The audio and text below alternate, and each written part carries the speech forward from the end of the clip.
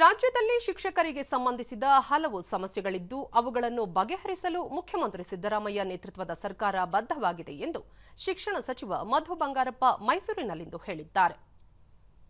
ಶಿಕ್ಷಕರ ನೇಮಕಾತಿ ಸೇರಿದಂತೆ ವಿವಿಧ ಬೇಡಿಕೆಗಳನ್ನು ಹಂತ ಹಂತವಾಗಿ ಬಗೆಹರಿಸಲಾಗುವುದು.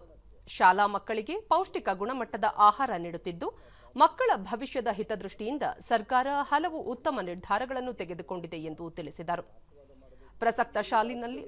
ಪ್ರಸಕ್ತ ಸಾಲಿನಲ್ಲಿ ಶಾಲೆಗಳು ಆರಂಭವಾಗುತ್ತಿರುವ ಹಿನ್ನೆಲೆಯಲ್ಲಿ ಎಲ್ಲಾ ಮೂಲ ಸೌಕರ್ಯಗಳನ್ನು ಒದಗಿಸಲಾಗುವುದು ಎಂದು ಇದೇ ವೇಳೆ ಭರವಸೆ ನೀಡಿದರು. ದಕ್ಷಿಣ ಶಿಕ್ಷಕರ ಕ್ಷೇತ್ರದಿಂದ ಸ್ಪರ್ಧಿಸಿರುವ ಮರಿತಿಬ್ಬೇಗೌಡ ಅವರನ್ನು ವಿಧಾನ ಪರಿಷತ್ತಿಗೆ ಆಯ್ಕೆ ಮಾಡುವ ಮೂಲಕ ಶಿಕ್ಷಕರ ಧ್ವನಿಯಾಗಿ ಕೆಲಸ ಮಾಡಲು ಅವಕಾಶ ಮಾಡಿಕೊಡಬೇಕು. ರಾಜ್ಯದಲ್ಲಿ 3 ಶಿಕ್ಷಕರು ಮತ್ತು 3 ಪದವೀಧರ ಕ್ಷೇತ್ರಗಳಿಗೆ ನಡೆಯುತ್ತಿರುವ ಚುನಾವಣೆಯಲ್ಲಿ ಹೆಚ್ಚಿನ ಸ್ಥಾನಗಳಲ್ಲಿ ಕಾಂಗ್ರೆಸ್ ಪಕ್ಷ ಗೆಲುವು ಸಾಧಿಸಲಿದೆ. ಅದೇ ರೀತಿಯ ಲೋಕಸಭಾ ಚುನಾವಣೆಯಲ್ಲೂ ಕೂಡ ವಿಶ್ವಾಸ ವ್ಯಕ್ತಪಡಿಸಿದರು. ಶಿಕ್ಷಕರಿಗೆ ನಾನು ಹೃದಯಪೂರ್ವಕವಾಗಿ ಮನವಿಯನ್ನ ಮಾಡಲಿಕ್ಕೆ ಇಷ್ಟಪಡ್ತೀನಿ.